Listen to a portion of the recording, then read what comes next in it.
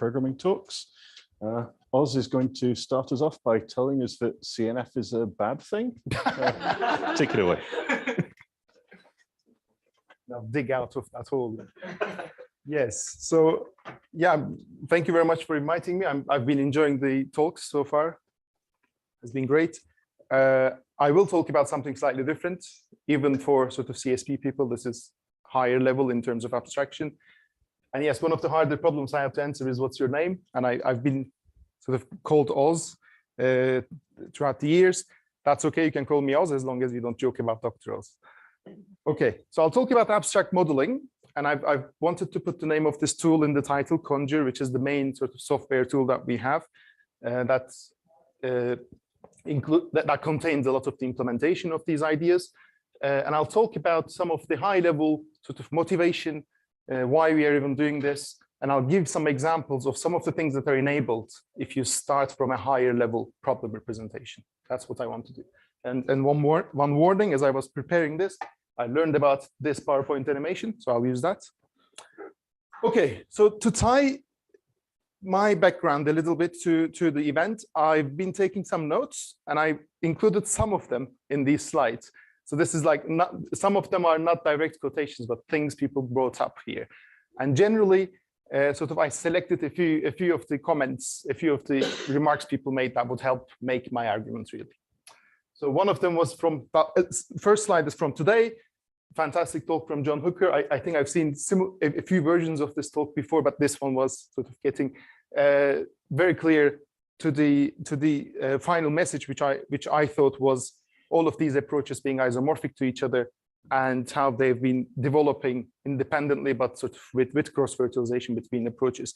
And I think someone who was sitting at the front here asked the main question I wanted to ask, which is, if that is so, why does one approach work much better than another approach in practice for a given problem? I guess this is the million-dollar question, but sort of some of the things I'll say today are about how to handle this, how to use this maybe as a blessing rather than a curse, and choose some of these options in a slightly better way.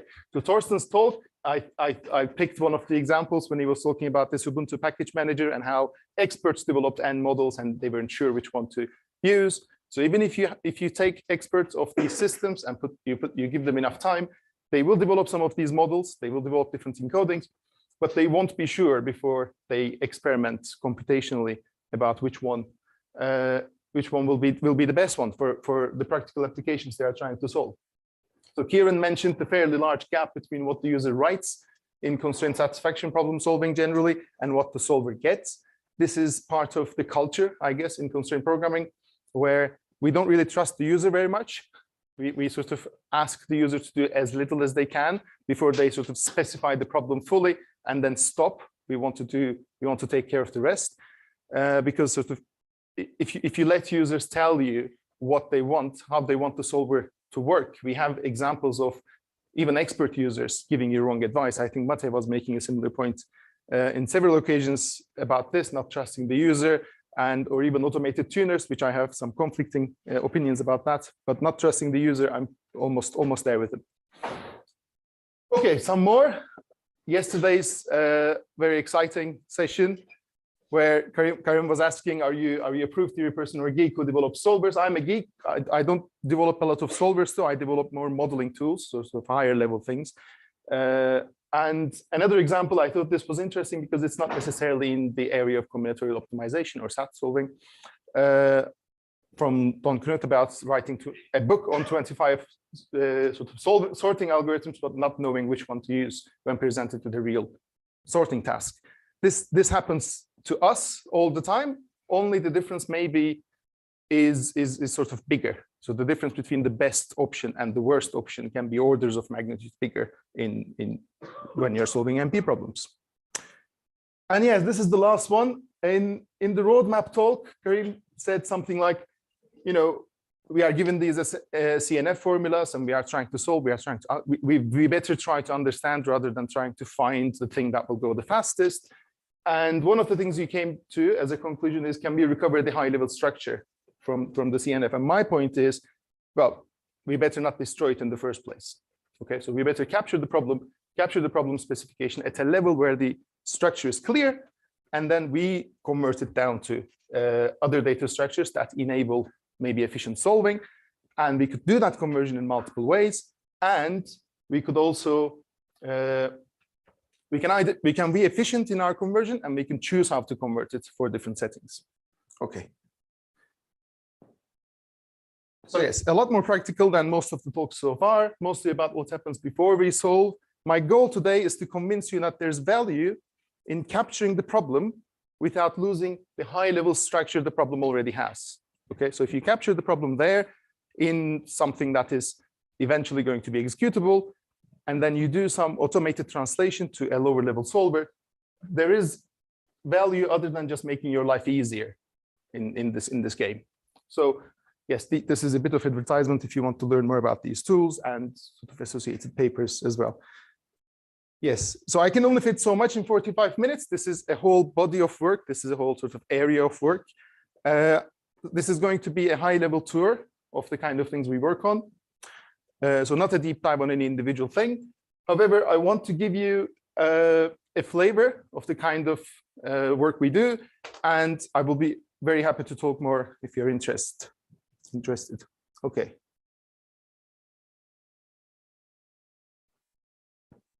So we have in one occasion or another, we have talked about these sort of different technologies. Okay, I don't know what to call them really. I don't know what to call the fields either. There's been a recent good blog post about what sort of how to name this field. I think that's quite an interesting area, interesting discussion to be had. But from my angle, I start from constraint programming. So from my lens, this is constraint programming and similar sort of a field of similar methods. So Boolean satisfiability is one, SMT, and Kieran made this point about how SMT solvers and CP solvers seem to be converging. I agree with that. MIP, or integer programming or linear programming, mathematical programming in general, answer set programming, and also local search methods. These are all sort of related fields, right? Here's an observation. None of these approaches dominate, right? There are classes of problems where one method is better. So if we say scheduling, you are immediately thinking of one or another approach. If I say something about numerical optimization, you're thinking about another approach. So there are classes of problems where one method is clearly better than another method. And maybe more interestingly, even within a class, depending on the data, you don't necessarily know which method will be faster. Okay, so maybe within a class, certain kind of scheduling problem, there might be a data-dependent reason for why MIP will be better for some instances and SAT will be better for other instances. Okay, so this is a sort of almost a hierarchy of the different levels of abstraction we have. So SAT, we have Boolean decision variables, Boolean constraints. With mathematical programming, we now have numeric decision variables and essentially a system of inequalities to represent the constraints. In CP and SMT, typically the decision variables stay as integer domains, but we get a richer set of constraints. Okay, so we don't really gain a lot in terms of abstraction in the domain of decision variables, but we gain a lot of abstraction in the set of constraints we have. When you go to this abstract problem specification languages, the one I will describe today is Essence, the additional thing we are getting, the delta, is a richer set of domains. So we are now starting from a language where we say, I'm trying to find a partition, or I'm trying to find an injective function. Okay, so that's the kind of domain structure that I'm starting with. So in practice, when you are trying to solve a problem, what is significant? What gives you the sort of speed up or the performance improvement between multiple options? So the methodology you use, it could be sort of CP, SAT, or MIP, or whatever. Which solver you use, specifically the solver selection. The solver settings, so most of the time people play this game, right?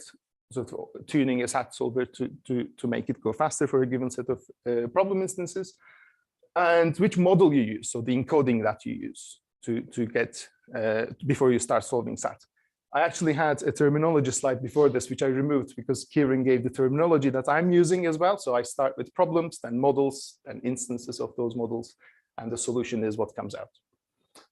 So the core idea here is capture the problem at a high level, expose all of these options, and then let other systems make the decisions. Okay, so choose later. decoupling the compilation, so converting the problem statement to a low-level solvable thing from actually choosing which option to go for. Out of these options, I claim most of the time in practice, what matters most is the model. Okay, so it's not just my claim. I took a photo here. This photo is from 2013. So that's the phone I had at the time, and I was sitting at the back. So it's not very good. I don't expect you to be able to read this. This is the readable version. This is Jean-Charles Rejean in his ACP, the CP conference, Research Excellence Award talk. And on the slide, he has this. He says, when solving a problem using constraint programming, you have a potential for gaining performance, improving performance, 10-fold, 1,000-fold, a million-fold. There might be an exaggeration here.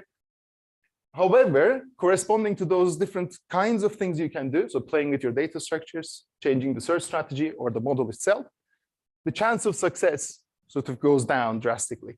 So if you play with your data structures, if you started with a naive data structure and you improve your data structures, 95% chance, he reckons, you will gain a 10-fold increase in performance. If you play with your search strategies, you have to be sort of 1% of the time, but you will actually gain a sort of 1,000-fold increase. In very rare occasions where you find a better encoding, a better model of your problem, you will actually improve the performance greatly. However, this doesn't happen very often. Okay, so modeling tends to be quite significant. There are different kinds of modeling decisions, multiple ways to model a single given problem. And this has a huge impact on solving performance. In CP, this is sort of folk wisdom that people say modeling is an art, it's not a science. Right? But can we make it a science? How would you make it a science? And just to recap, I think this has been said again before, maybe yesterday by someone. The general sort of holy grail of computer science is user states the problem, computer solves the problem, right? So can we change it in a way that the statement of the problem is the only thing we need from the user, and the model, including the model, how to encode it to a low level, is done by the computer. Okay, so I've done a very broad categorization of the kinds of modeling decisions we have to make. Okay, so I realize I'm into this talk, maybe 15 minutes into the talk, and I haven't given you an example of this input language, and I will give you one soon. But before that, I want to say a few more things about what kinds of decisions I'm talking about. So modeling decisions, the first one, and this is mainly based on Barbara Smith's chapter from the Handbook of Constraint Programming, which is a great chapter. The main thing you want to decide is choosing your viewpoint. This is how you choose to encode your decisions. Okay. Once you do that, depending on that, you choose how you will formulate each constraint, and there will be several ways of formulating each constraint, even when you fix the viewpoint. Related to this, there are tricks which involve adding multiple viewpoints and channeling constraints between these viewpoints. I guess in the SAT encoding sense, it would be a direct encoding and an order encoding with channeling constraints between them. And opportunities for symmetry breaking, because we are deciding how the viewpoint is constructed, so we are able to break symmetry at that time. One more observation, this sort of thing happens in other fields. So compilers, for general purpose programming languages, they are similar. There isn't a single way of compiling a high level program, even if you are starting from C, to a low level output. What do compilers do? Mostly in practice, what they do is they use heuristics. Okay, so they run their compiler on a bunch of different sort of typical programs they want to be compiling, and they fine-tune their heuristics, and they typically use these. This is not always what they do. Sometimes when you are compiling for production, for a specific given sort of hardware architecture, you can spend more time and fine-tune your heuristics for that specific application. So they do that sort of thing as well in general purpose programming. One key difference here is the difference here can be much larger than general purpose programming. Okay. Okay.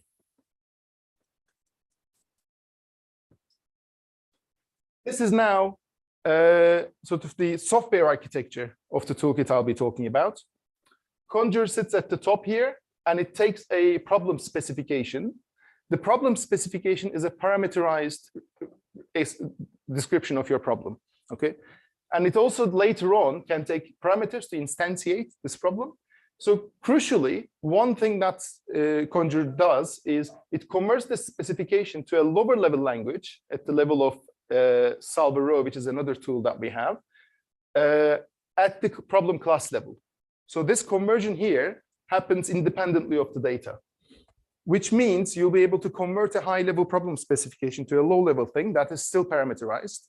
Hence, you're then able to spend as much time, essentially, as much time as you want in this part, because anything you spend, any time you spend will be amortized over all the instances you want to solve. The languages here on this diagram are Essence here and Essence Prime.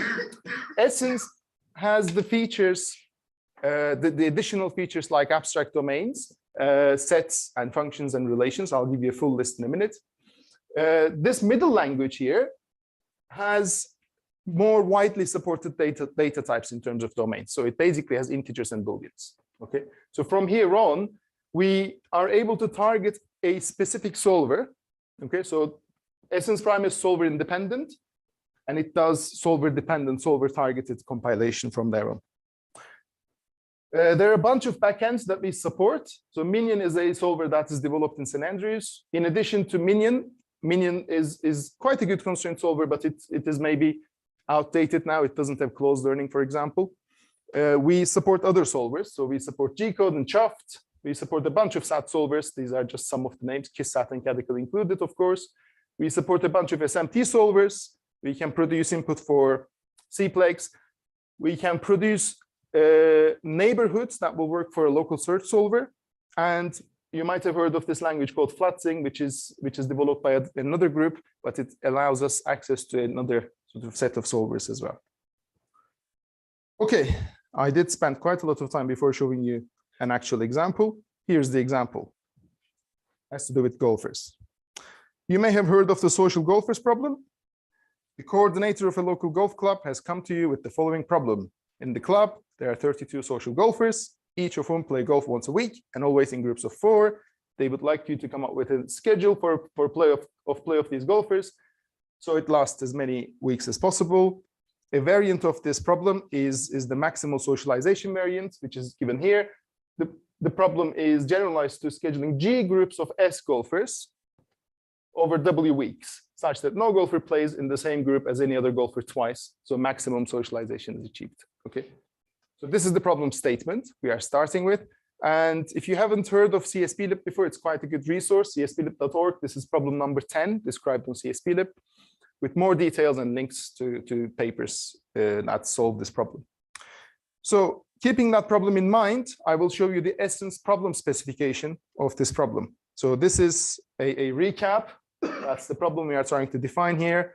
We say we are given 3 integers. Okay, these will have to be 1 or greater.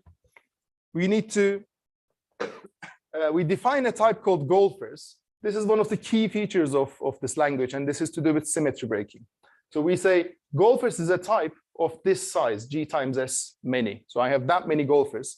But when defined like this, the individual golfers cannot be identified. So a core sort of property of the social golfers problem is that you don't have to identify the golfers. If you find a solution, any solution you can take, you can swap the names of the golfers around and you'll get to a symmetric solution. So we just say that. The task is to find a schedule, which is a set size W, so W weeks.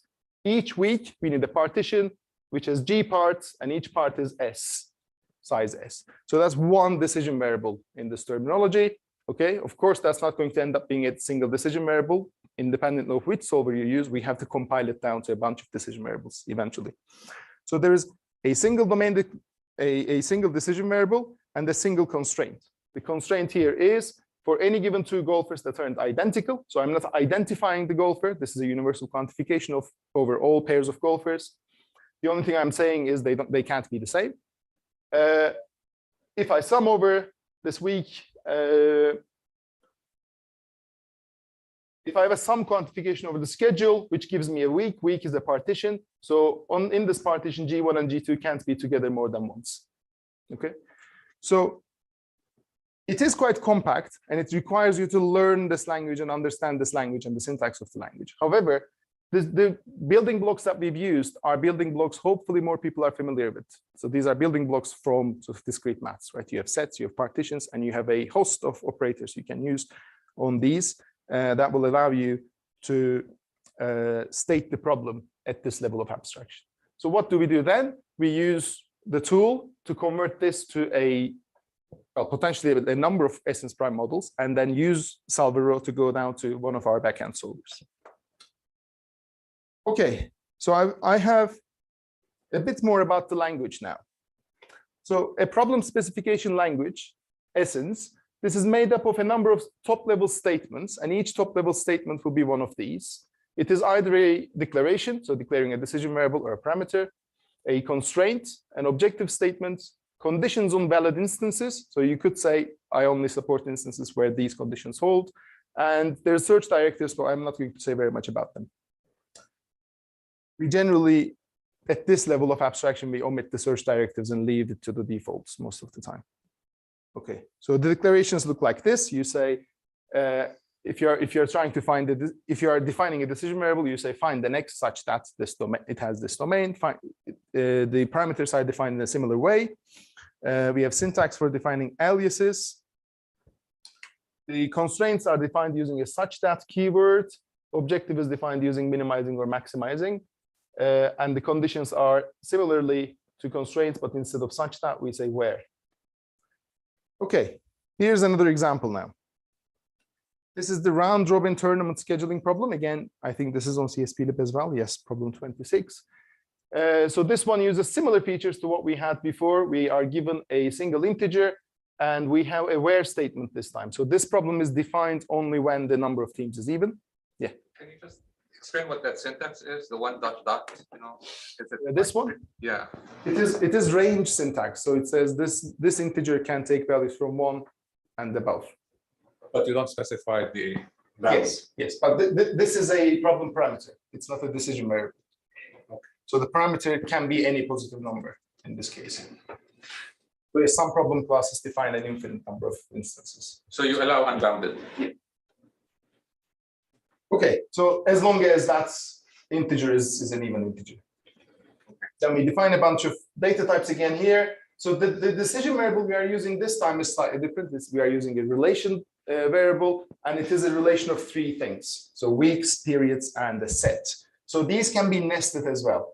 We have the sort of more abstract decision variable types, these domains like relation and set, and they can be nested. So I can have a relation between essentially an integer, another integer, and a set of pairs.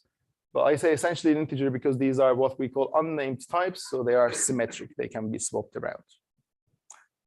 Okay, another example. I just want to show a few examples so you get a feeling of the language. This is another one, the covering array problem, at least the version that we have on CSPLib. This is problem number 45. It has 4 integer variables. In this case, G has to be at least 2, and a fairly complex condition on what these values have to be. Okay, so they have to satisfy these properties for it to be a valid instance. And you define again your types here. And in this case, the thing we are trying to find is a multiset of size B of a total function. So a total function is going to be a mapping between these switches to the alphabet.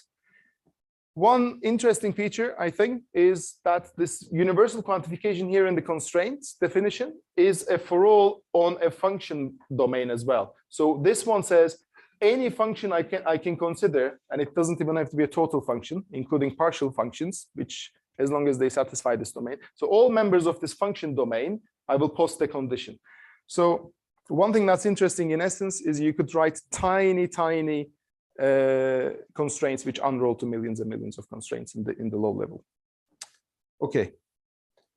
So here's a full list now, eventually, sorry, of the domains that we have.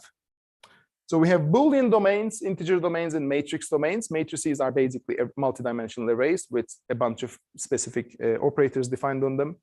Unnamed types, which is what I showed you for symmetry breaking. Enumerated types, they are compiled to integers, but they give you more type safety. A few more convenience types, tuples and records and variants. Variants are tagged unions. set, multi-set, sequence, function, relation, and partition variables. So you can use these and arbitrary nestings of these things to define your decision of the object you are trying to find. And we also have been working on adding graphs to Conjure. This is also joint work with Kieran, but this is still a work in progress. So it exists. We have solved some problems with it, but it's not landed in the main line yet. On these different domains, we have a sort of relatively rich set of attributes. So you can take a variable that has a domain, a set domain, and you can post these constraints on it. So at the time of definition. So when you say, find me a set, you can post cardinality constraints on it, such that the maximum size of this set will be that, and minimum size will be this. For multi-sets, you can say things about number of occurrence of particular values. So sequences, these are bounded length sequences, so they have to be a finite length. Functions, these may be partial. They take two other domains inside as arguments, so it could be a function from a set to a partition or something like that. And they take these cardinality attributes, how many entries you will have in the function, as well as injectivity, surjectivity, and bijectivity attributes. Relations can be on an arbitrary number of domain elements, and they allow quite sort of complex things to be written using relations by using things like relation projection, for example. So like a database, you could write relation projection operators on these. And partitions are to do with the sets that you're partitioning. Okay, so that is the full list of domains that we support. I'll skip a few slides, and hopefully I've given you a flavor of the kind of things you can expect from this language. So now we have what I claim to be a higher level language, which doesn't require the modeler to encode their problem in great detail. So they only tell us the kind of combinatorial object they are searching for and a bunch of constraints in terms of that combinatorial object. So the rest of the compilation will be done by this software tool. So what's possible then when you start with a language like this? What sort of things are possible? So this is a bunch of selected highlights, and I'll go through them. And I'll try to give you an idea of what we've done in each case. But I should say this: there is at least one paper backing each sort of colored item here I have on this list. So if you want to learn more about it, please do have a look and let me know if you're interested. First one to highlight, and I think this is one of the success stories of starting with a high-level language like this, is automated symmetry breaking. So when you start with a language like Essence, when you write a problem specification of, let's say, the social golfers problem, the Essence file that you write talks about sets, talks about functions, and talks about an unnamed collection of objects. Okay, so as written, that doesn't have any symmetry. What we do as modelers or encoders, when we convert that to input suitable for a solver, is we introduce the symmetry, right? When we give names to the golfers, or when we somehow represent that set, or somehow represent the function, we introduce the symmetry. What Conjure does is it introduces absolutely no symmetry. Okay, so in some cases we have flags to let it introduce symmetry, because if you're using a local search solver, you might want some symmetry in your problem. But it has options to break absolutely all the symmetry that it introduces. So if there isn't a symmetry in the problem specification, there won't be a symmetry in the SAT encoding you get in the output. Okay, all of the symmetry that is introduced is broken. So a couple of paper titles here. This is very good when you're enumerating combinatorial objects. So one of the previous talks was about enumerating combinatorial objects, and symmetry was a core part. I'm not suggesting Conjure out of the box will be as fast as the method that was presented there yesterday, I think it was. However, we have worked with mathematicians who will come to us and say, I'm looking for a combinatorial object like this, and I want to count exactly the number of times up to isomorphism that this object occurs, and it's really useful in those cases. Second one is streamlining constraints. You might have heard of implied constraints before. So an implied constraint is you take a model and you generate constraints that are implied by the primary constraint. And the hope is these new constraints you generate, the implied ones, will help you in propagation. So they will contain some information that helps the search. So streamlining constraints can be seen as a sort of more reckless form of that. You are trying to come up with new constraints, but they don't even have to be inferred by the original model. So you are losing solutions, But the goal is we want to generate some some streamlining constraints, which will, yes, lose solutions, but they won't lose all the solutions. Okay, so in examples where you're trying to find at least one solution, you can use this method to get to the first solution more quickly. Are you talking here about decision problems or optimization problems? So mainly decision problems, but we have applied it on optimization problems as well. Can you explain further on how you're doing for optimization problems? So one way of doing it would be getting lower bounds, right? So we formulate the optimization problem as a multi-objective problem, and we try to find a streamlining constraint that will give you a good lower bound very quickly. That's the kind of thing we've done so far, but they are mainly applied on satisfaction problems. Okay, thank you. Okay, so they're extremely useful. When they work really, really well. They cut down search to like less than 1% of the original search. The thing the reason, okay, people have applied streamlining constraints to sort of problems without essence, right, manually. Like you take a problem, you write the CNF sort of generator for it, and then you go, maybe some of my solutions will have this property, then you generate an additional constraint and see if it works. This is also called restrictions in some sort of terminology, as the opposite of a relaxation. The reason it works well here is because we are starting from a high-level language, so we know they are looking for a set or a partition or a function, we can guess streamlining constraints. We automatically generate candidate streamlining constraints using the high-level structure. So we say if you are looking for a partition, maybe the size of your parts in the partition will be close to regular, right? So the streamlining constraints, the candidates that we generate are to do with the high-level structure. And then we do the classic sort of give me a set of representative instances you want to solve, train on some of those and test on the rest to see if this helps. Yeah, this was recently published in AIJ, so it works really well when it does.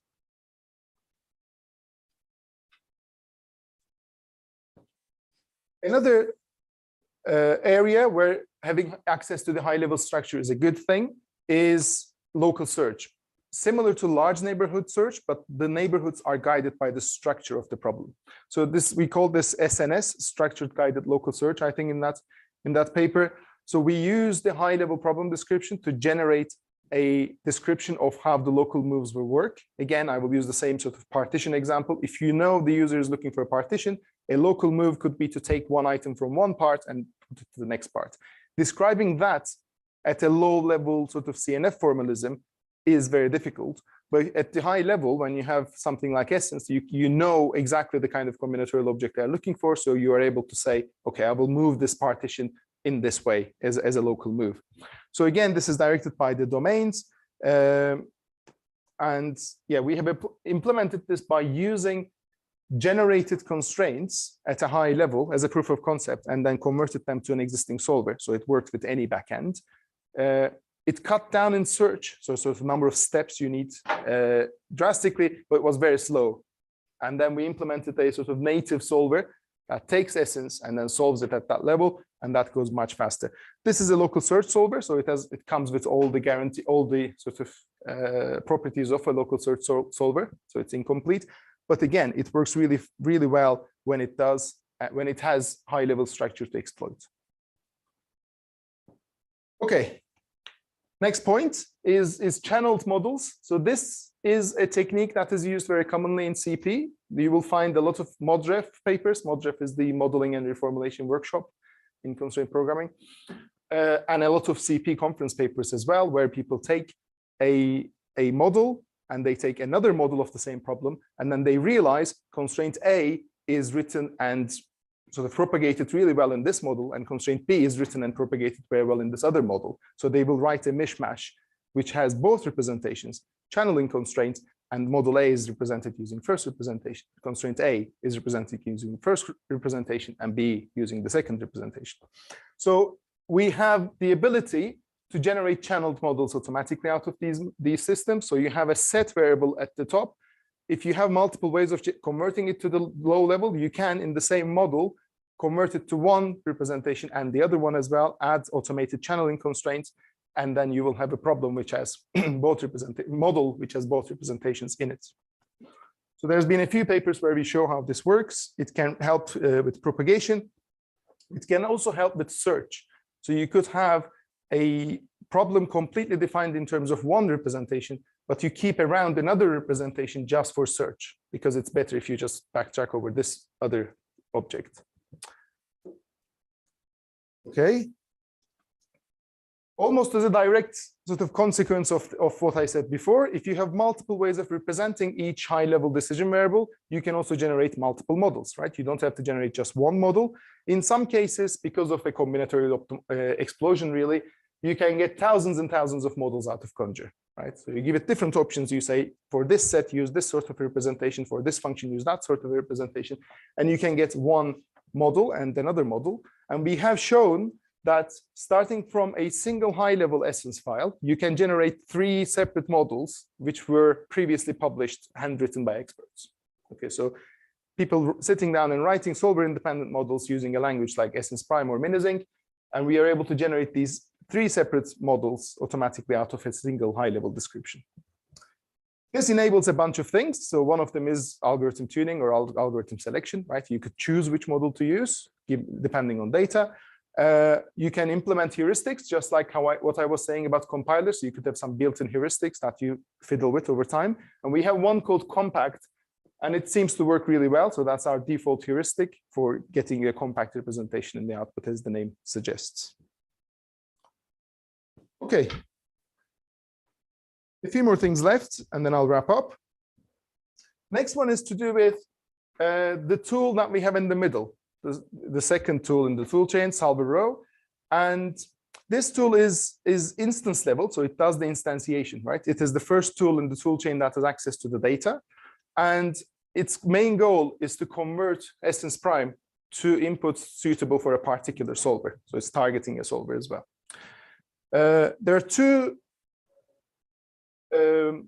optimizations done inside of Savile Row I would like to highlight. First one is common sub-expression elimination. It was covered in a few talks that constraint programming solvers, mostly constraint programming solvers, they work by processing constraints one at a time, right? So communication between constraints can be a bottleneck. So common sub-expression elimination inside of a model can be a way of connecting constraints. So if you have constraint A, which has a complex expression in it, constraint B, which has the similar or the same complex expression in it, if you extract out an auxiliary decision variable, which represents this value, and use that in both of the places, you can connect it to constraints, and this can help reasoning significantly. So this is applied automatically, depending on sort of different flags you set in the tool. Another one is automatic tabulation. So constraint solvers from sort of the old ages always supported explicit representations of constraints. So you were always able to say, here's a table of allowed assignments for my n variables. Choose one, like assign values such that the values come from a row of this table. So that's generally seen as a bad thing, because you don't want to explicitly list all the options if you can symbolically write down an expression. However, it really helps in some cases, partly because table constraints, so these are called table constraints in the solvers, generally can achieve GAC, even if your original formulation couldn't. So selectively, we can tabulate constraints, and we could tabulate conjunctions of constraints as well. So if you have 2 constraints which maybe together do not achieve GAC, you could put them together and tabulate them, also in a limited scope as well. So maybe not in the entire scope of the original constraint, and you will achieve GAC.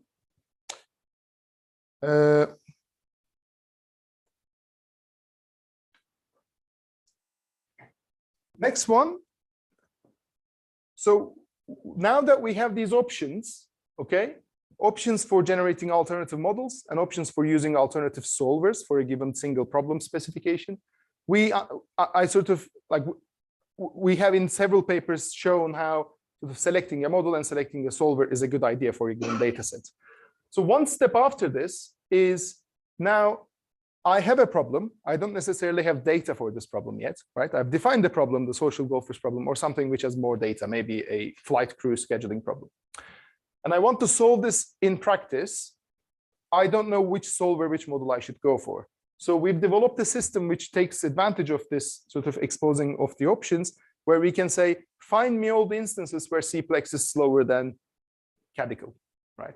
So you run it for a few days, and it goes and says, okay, here are the kinds of instances you might want to look at if you want to find instances where MIP is faster or the other way around. So this is sort of interesting because oftentimes when we are doing science, we want to be given a set of instances and we don't want to be cherry picking, right? We don't want to be saying, oh, this kind of instance works well here, so I'll focus on them. This is sort of the other way around, the flip side of that approach, where we are actually automating the cherry picking process.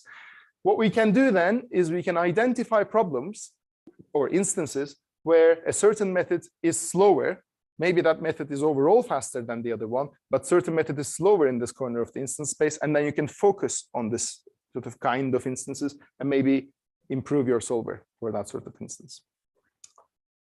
Okay, so I've said a lot. The main thing I wanted to say was there are opportunities of things to do to improve your model, improve the kind of solver selection you can make if you start from a high-level problem specification. Okay, that is as free as possible of modeling decisions. So don't let the user destroy the structure that's in the problem, but capture it there and automate the rest. So this will allow efficient translation to multiple models and solvers once we expose the options and choose depending on the data.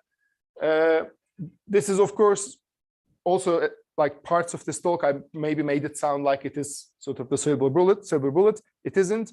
There are cases where we know there's a better representation that Conjure doesn't generate, so we have to do sort of more programming to capture that.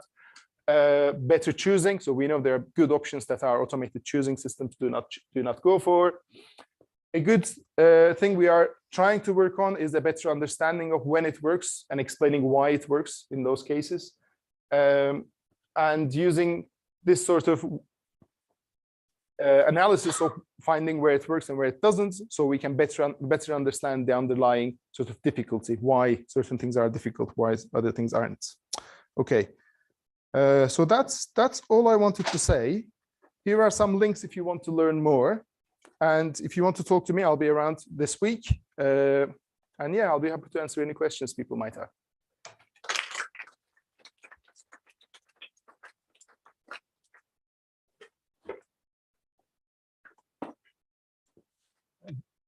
So if you wanted to add a new solver to this current tool chain, how much work would you say it would be to get Savile Row to generate things for your new solver? Well, it depends. People might be familiar with Minizinc. Minizinc has better support for extensibility, to be honest, because they have a language in which the solver developer can write a mapping. For us, you would have to write some Java code. That you basically need to write a single class, which will tell you how to translate. And depending on how different your solver is to an existing solver, that could be difficult or not. So when we added SMT, so we added 4 different theories as separate backends. We took the SAT encoding backend as a basis because one of the beauties of SMT is you can always fall back to SAT. So that wasn't very difficult in that sense. But before we added enough sort of SMT specific translations, it wasn't very good. Then it started being good. So yes, it requires some work. So the pros and cons of CNF, I guess, is it's a very low level representation. But then when you're doing SAT solving, like given that I accept that my CNF formula is my problem, I sort of get also via DRAT or whatever, I get an ironclad proof that now I've solved this problem correctly. Going to a much higher level and generating all these different representations and maybe channeling constraints sort of raises the issue of course, you guys would never introduce bugs in your code. That's not what I'm trying to suggest. But, all of these different representations, how do I know that they're even the same? Are they the equivalent? Can I prove this in some way? Like, have you thought about proof logging in your context for Conjure and what that would mean? Great question. I've been getting this question since my PhD, and I've done some work on this. And like, there's a possibility of actually proving each translation, right? Because it is, you can structure it in a way where it is like a rewriting system. So you start with a high level language and you make a single modification at each step. And as long as you prove this sort of small step semantics, you might have hope to prove the entire thing correct. However, it is difficult because it is, it's quite a big system.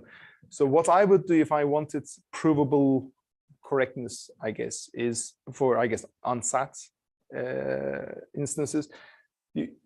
You could use the same tool chain to do it in a few different ways, right? You could have one representation or one sort of path from the top to the bottom, which you prove fully, or try to understand the simple one. Maybe that doesn't give you the fastest, the best CNF, but that is when what you use together with a faster one in a portfolio. So maybe you run the one that you don't trust that much, and it gives you a solution, and then you run the slower one if when you need a proof kind of thing. But yeah, I think that's, in terms of research, I think that's a very exciting thing to do. But I think it's going to be difficult to prove the entire rewriting system correct. It's not proven correct, and we had bugs. I was just going to ask, do you think I'm coming from a CP background, and pretty used to dealing with tools like Minizinc, etc. Do you think your modeling abstractions actually require your users to be stronger mathematically? Yeah, it might. I mean, ease of use isn't a primary goal, right? It happens to also, I think, in general, make it easier to use, because more people are familiar with discrete maths than they are with, I don't know, the cumulative constraints. But that wasn't an explicit goal from the start. We never claimed like writing something in essence will be easier. Like you end up writing 10 lines, but each line might take more effort than writing 100 lines of Minizinc maybe. So I appreciate that. Yeah, I'm just wondering how many users, like, you know, bijective, surjective functions, all this. If you look at, you know, some of the questions being asked on forums, these are people that ask for mathematical background. That may be true. Yeah, you're right. But you know, if you buy that argument that it isn't ease of use, but it actually will make it faster if you happen to write it in this language. If you capture it in this language, then you have access to all of these other bells and whistles. Then maybe that is incentive enough for people to, you know, learn this kind of abstraction. Maybe not. You are right. A lot of people who come from a programming background find generating CNF by hand may be easier, or using an SMT solver may be easier, or Minizinc may be easier. I don't want to make an ease of use argument. Okay. Thank you. Thank you.